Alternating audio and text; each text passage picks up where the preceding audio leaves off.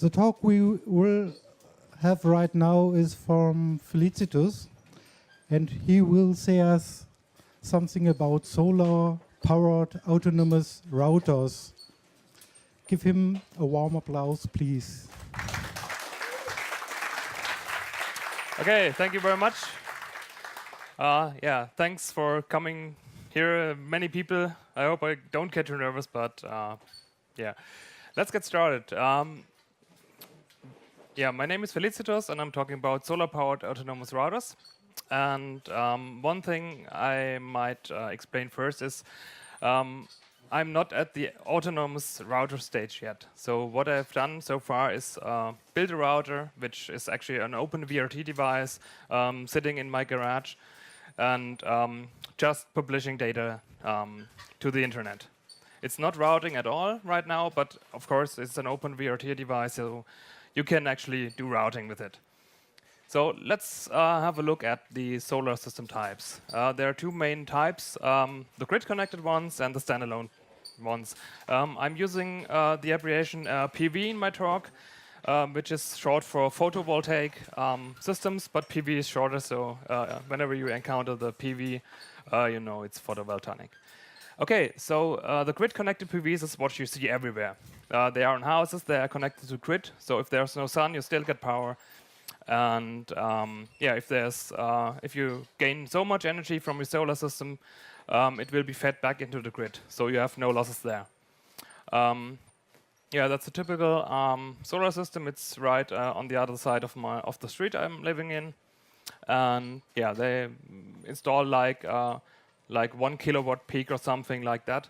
So if you have solar panels, they are usually measured in kilowatt peaks or watt peaks. That's because the solar panels are have a rating, which is a nominal output value. If you have like 250 watts peak, it means that it's at full sunlight, and then of course it will decrease as the sun goes away. But we'll get to that later on. These are standalone PVs. Yeah, it's a little bit hard to see due to sun, but it's a parking machine which can operate completely without connected to any mains, to any grid. They have a battery inside, and they have a little solar panel which stores the energy. So that's the type of PV system we are talking about here.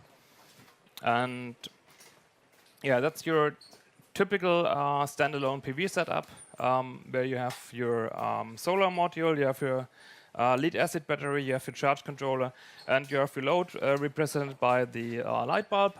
And that's all you basically need for a solar system, which you want to operate 24 hours and 365 days a year. And the real challenge is to design the system that you don't need to recharge it at any point in your operation. And yeah, we have a few considerations to do that. The most important thing you need to consider is the load. So you cannot say, okay, I buy a panel and I buy a battery, and then I can hook everything I want. So you actually need to know which device you actually want to power with. And that's the base of your calculations to find out the correct battery size and the correct panel size. So I mentioned earlier, the most important factor is the watts peak. So you can get like small solar panels with 50 watts, 20 watts, 100 watts, and 250 watts. And they are all measured in watts peak. And its watts peak is measured with an irradiance of 1000 watt per square meter. It's a standardized value, so you can actually compare solar panels from one manufacturer to another, or from one solar panels type to another, because there are quite some. There is polycrystalline, there's monocrystalline, and so on. But if you have your watt peaks, you know how to compare it. So yeah, the maximum output power could be higher if you have really bright sun. Yeah, but don't count on it. And your typical energy harvesting will be much less than the watt peaks. So I have at home I have a 20 watt panel, and yeah, I typically get maybe 10 watts on a bright sunny day, and maybe 2 watts or 1 watt out of it. When it's raining. So it depends, and it's in summer I expect it to be much less in winter. That's for the like 5 to 10% in summer, probably 1 to 2% in winter. So it varies actually a bit with your location. So if you're in Italy, maybe you will get much more energy out of your cell with the same cell than you might do in Great Britain. A little bit thing about batteries. There has been quite some discussion with me prior the talk. This is not the first talk I'm giving. People are saying, hey, can I use my LiPo batteries or something else?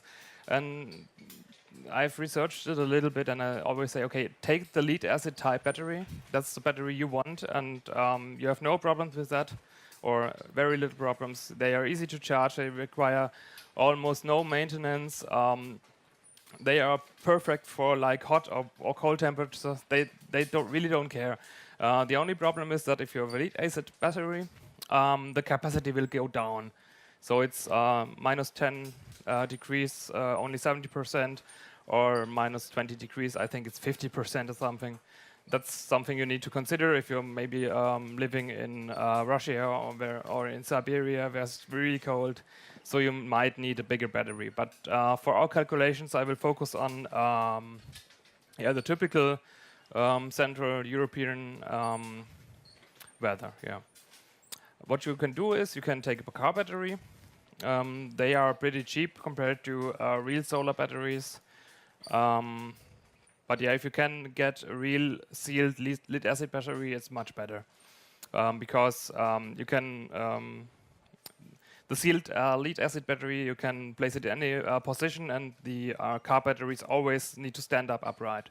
So that's one thing you need maybe to consider. The most important parameters are the amp hours and the voltage. And the voltage for most lead acid batteries is about 12 volts.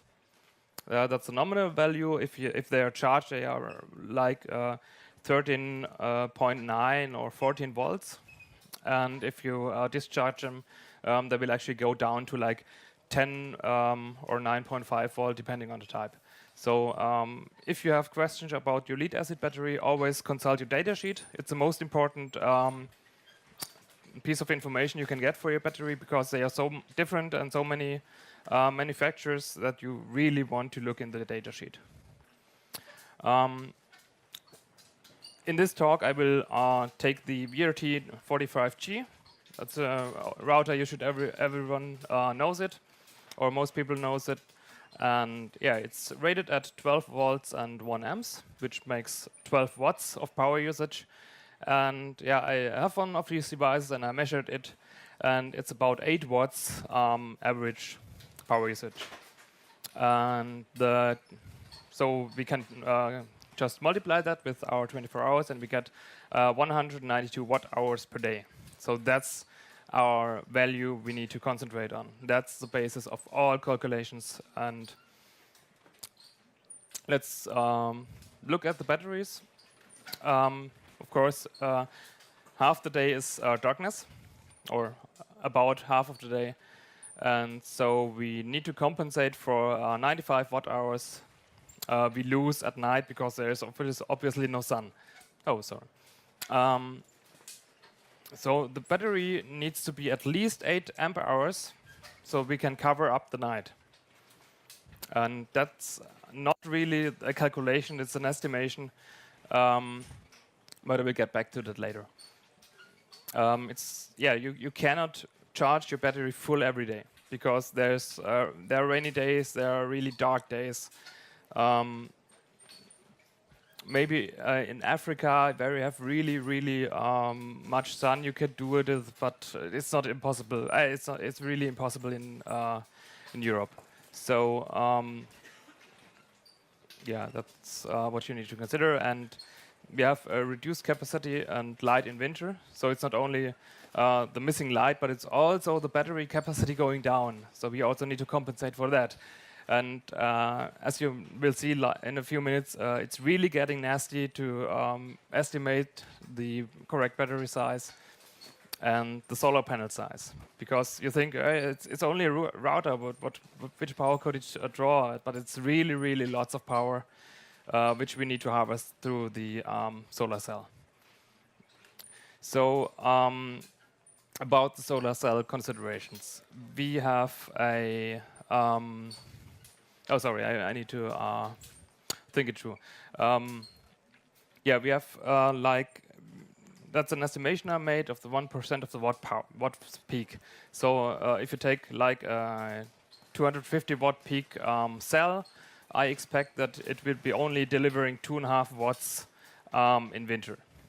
So that's what I based the calculation on, or the estimation. And I said, okay, I have the 8 watts peak for my router, and I multiplied by 100, means that I would need a 800 watt solar panel. And an 800 watt solar panel is like this big and this high. So yeah, it sounds pretty much. So let's back to the battery calculations and or the estimation. And what you also need to consider, there are days where you have really, really bright sun. Like the past few days we had, there was a little bit of rain, but it was mainly sunny. So I expect that the battery we are using in our imaginary system would be like full on the first day. And it can't get any fuller because it's already full. So we are losing power by the sun. We cannot store. And then there are days we don't have any solar power at all, like on rainy days or on dark days in the winter. So the battery needs to cope up for that. And yeah, it's really, really hard to calculate the actual setup. So we need to look at a tool which I found like half a year ago, and it's called PVGIS. It's unfortunately only available for Europe and Africa. It's developed by that joint research center of the European Union. And yeah, you can, it's a screenshot. I don't know if you can see it because of the light. You can actually go to your location and do estimations on your plant setup. So you put in, there is the, this is the estimated PV, sorry, this is the, oh man, I can't read it. Enter peak PV power is standing there. Okay, this is my 800 watts peak. This is my 80 amp hour battery. This is my 12 volts, and I click on calculate, and oops. This is the result calculations for my location, and it says this is the month from January to December. This is the, I think, sorry, I can't read it really. Oh yeah, okay, this is the estimated daily power consumption. This is the amount, the percentage of days where the battery is full, and this is the percentage of days the battery is empty. So you can hardly see that the battery is full, like from yeah, from March to October. The battery is full every day, and yeah, same goes for battery empty.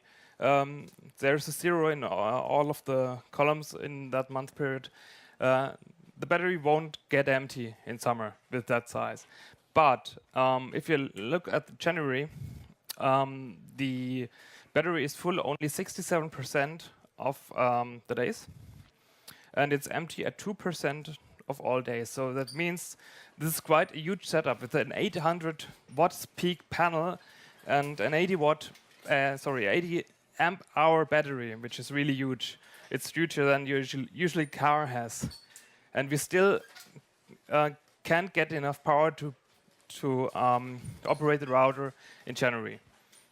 So you might ask, okay, sorry, I have put up 2 rules of thumb, so you can quickly estimate your the solar panel size. You just multiply your power of the circuit by 100, and you get your watts peak. And the same goes for the battery. Multiply your circuit power by 10, and you get your battery size. So in this case, these are the 800 watt peaks and the 80 amp hours. And the thing to do here is not to make your solar panels large, but to shrink your power consumption.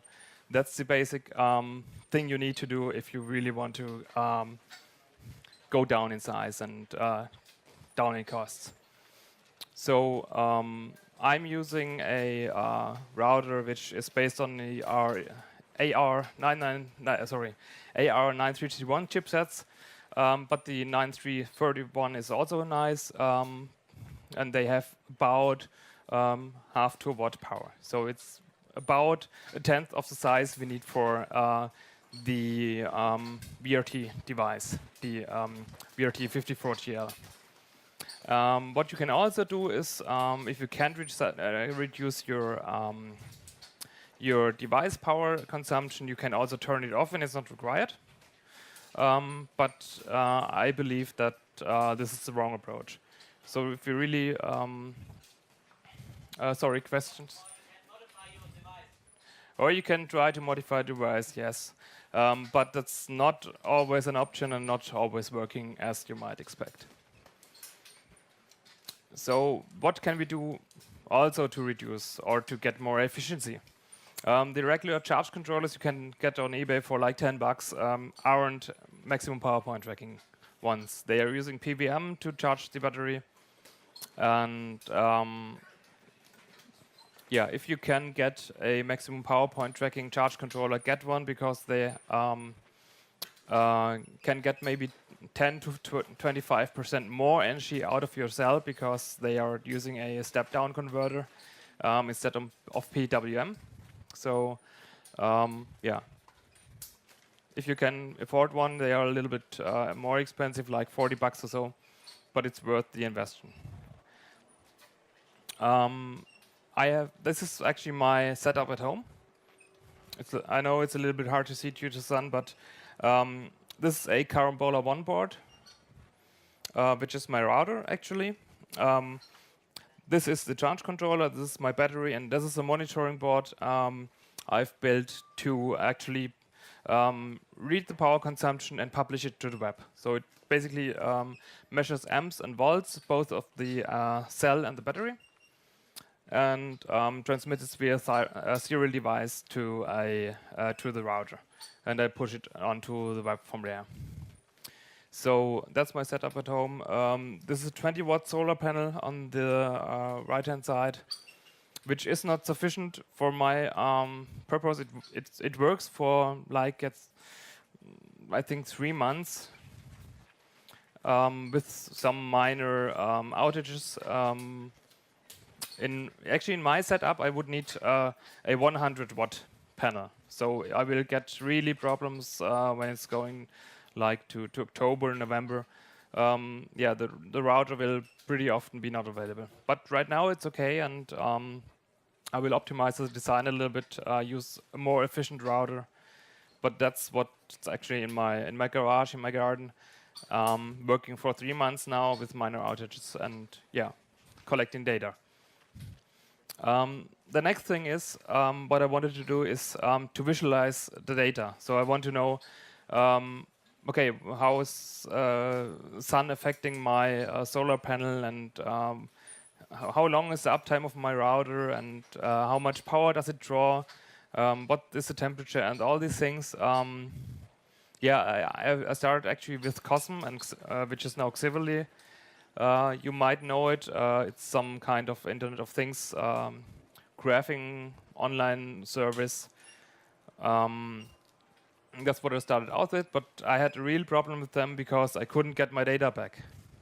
So I always published my data to them, but I couldn't read it out. So I couldn't do any statistics on it. I think they have it now, but I'm not really sure due to the progression to Xively. Yeah, I tried OpenSense for like 2 or 3 days, which is another software as a service provider. but yeah, it did work kind of, but I couldn't do the reporting I wanted. So I looked further and I found Graphit, which is a very nice round-robin database software. Here's a little screenshot of it.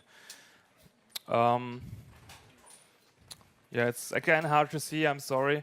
But it's a graphing window here. And these are my metrics for which I'm collecting right now. I collect the current of the batteries, the cell current. I actually calculate the amount of watt hours I've earned for the day and which I've spent. And I can actually do a graph where I have the zero line and have the positive where I earned more power than I used, and the negative side where I spent more power than I've earned. So yeah, that's actually available online. I've put the links on later. So if you have interest in it, you can actually play around a little bit with it and see yeah, what kind of statistics this tool supports. Yeah, I think it was pretty quick, so we have probably plenty of time for questions and answers. Okay, thank you.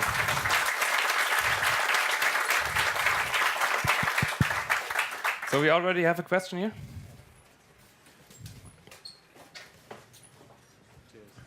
I saw you doing all your calculations based on you need an 800 watt panel, but then at the end you just need a you were using 100 watt sorry, panel. it was a bit confusing.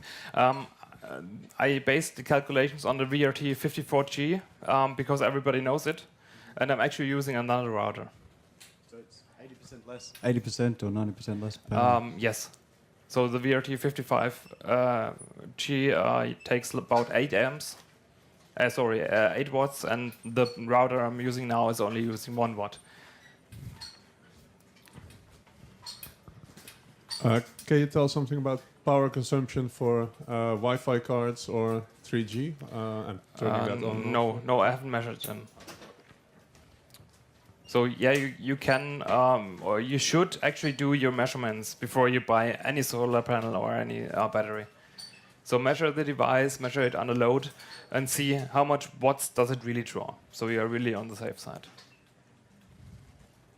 Any more questions? Yeah. Why are you fixed on solar panels? Why do you thought about wind?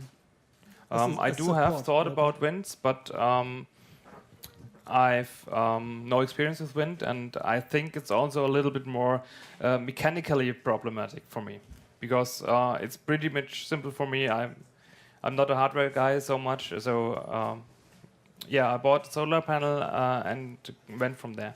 So yeah, you can do it, but this talk was just about solar panels. So if you're maybe you put up maybe on the Congress a talk about wind energy, it would be very interesting. Okay. You do not mention the optimal angle of your solar panel. Oh yeah, that's an important thing. Yeah, you should aim. Yeah? Right, that's a very important thing, but it's not that important that you might think. No, actually, if you have your solar panel, let's say this is my solar panel, and the sun is shining from that direction, you only lose like 10% of efficiency.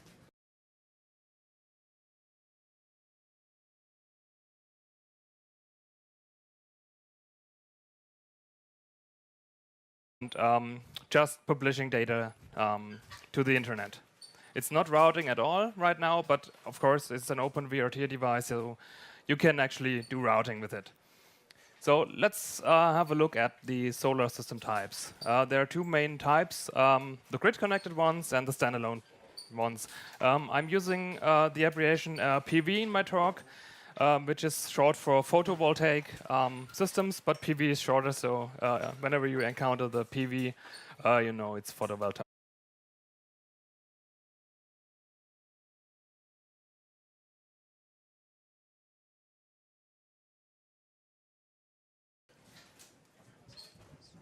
The talk we will have right now is from Felicitas, and he will say us something about solar-powered autonomous routers. Give him a warm applause, please. Okay, thank you very much. if you have solar panels, they are usually measured in kilowatt peaks or watt peaks.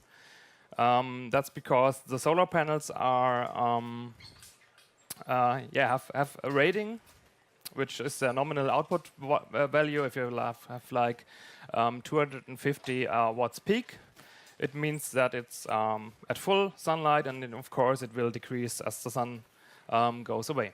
But we'll get to that later on.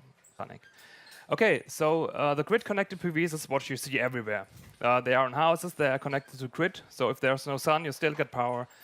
And if you gain so much energy from your solar system, it will be fed back into the grid, so you have no losses there.